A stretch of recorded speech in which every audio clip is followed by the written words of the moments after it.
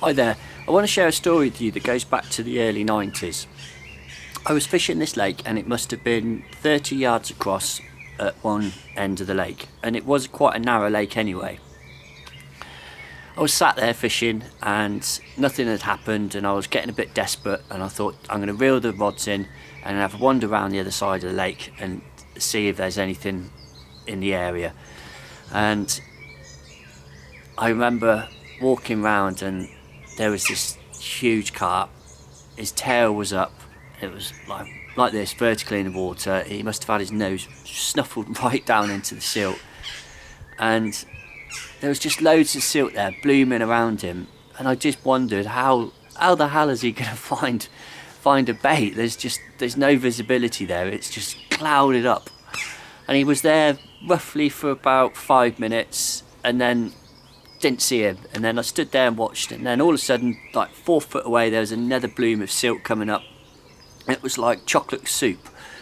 And I did think then that if I had a rig there, is he going to see it? I just couldn't get my head around it at the time. And it was the first time I've ever seen a carp feeding where there's just blooms of silt around him. It was amazing. So I went back to the other side of the lake, and you can imagine I'm stood there and I'm thinking, have I got anything that would make my bait stand out a little bit more?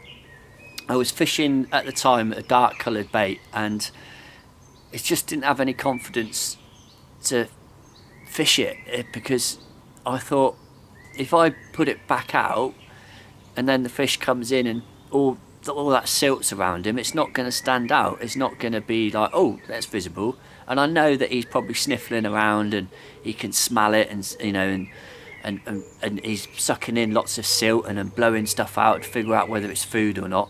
But I thought I wanted, at the time I thought I must admit I was quite desperate for a bite. So it's at the end of the day, and we were only allowed to fish days at the lake. So I had about an hour left, and I just sat there thinking, fine, if I fish there during the night, you know, I'm happy that I might get a take. But I just thought at the time, I haven't got long, I've got about an hour left at the lake. I think it was about an hour, and I just thought if I had something brighter on the bait, like a pop-up sweetcorn, then it's gonna stand out in the silt, surely to God.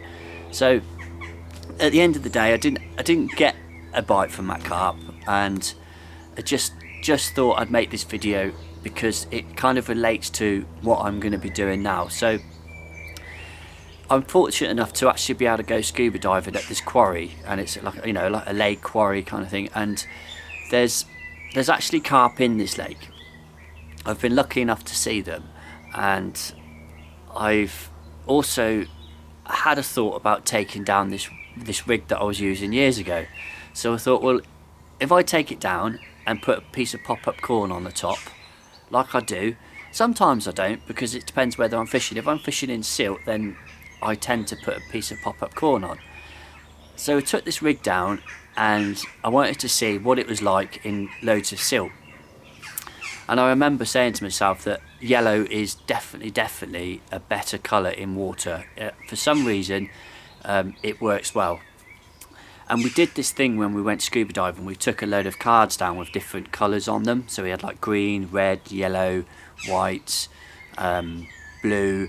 And we went down, and they slightly change colour under certain depths, because obviously the light changes, and there's it's funny, but I don't really know a lot about it, but it does change the colour slightly. And I do remember that the yellow stood out a lot more and hardly changed colour. So that's why I want to take this rig down and have a look. So yeah, I mean, it's changed my fishing a little bit back then, because I just thought if I'd never seen that fish blooming around, I think I would have just carried on continuing to fish dark boilers in silt and sit there and be quite happy with them. But I think this video will actually be beneficial to anyone else that actually fishes in silt and fishes dark coloured boilers. I just think that it could be, I don't know, I'm not going to say it's going to be better, but I think it's going to be a bit of an eye-opener, so you can make your own decision. So unfortunately I've actually already done the video, and so I'm trying not to let out too much, and so you guys can actually see it. So a couple of weeks ago I went to the lake and did a bit of filming, and yeah, so I'm going to play the video now, and then you can watch it, and yeah, just make up your own mind and see what you think, you know. But yeah, so happy days, and speak to you all soon.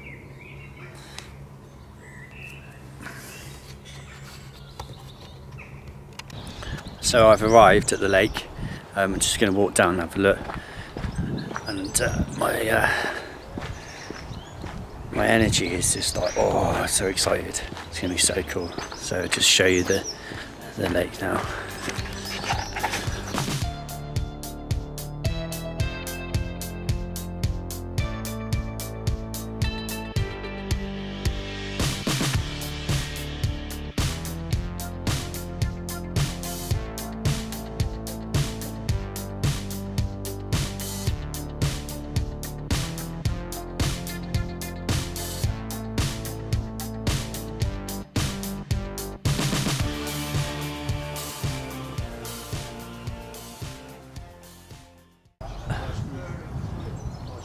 Fish tend to get up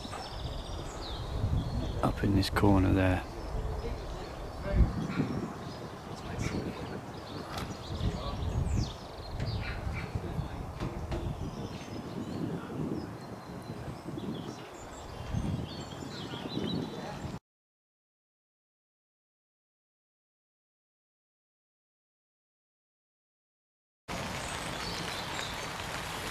So I've just done a dive and spin the camera around.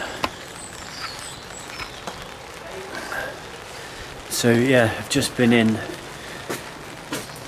and yeah, what I've seen is amazing. So yeah, all my kit.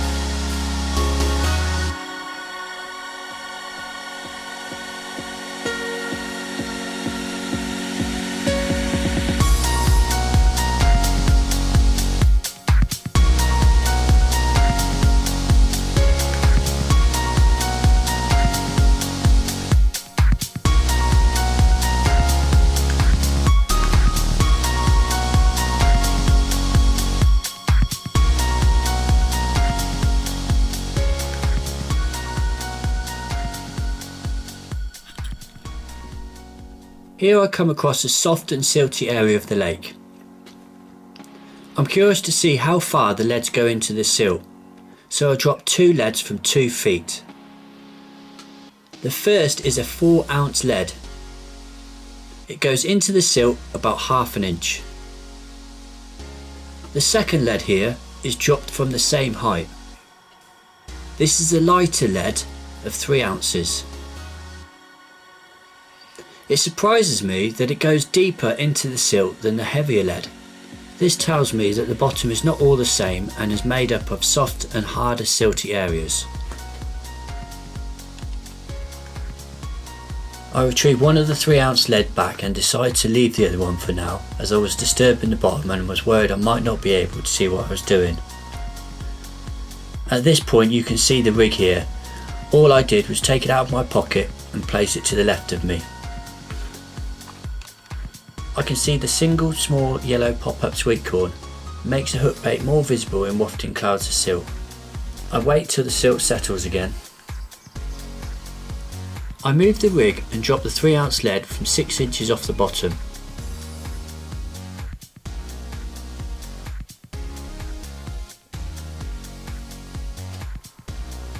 And the rig is kicked out.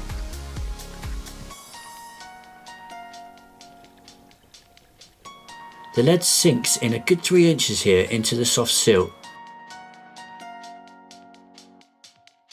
I did notice the stiff link here was curved off the bottom.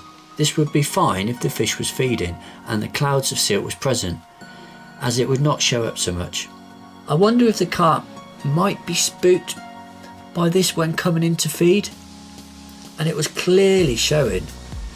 As a general rule, I never fish a heavy stiff link material over soft silt because of this reason.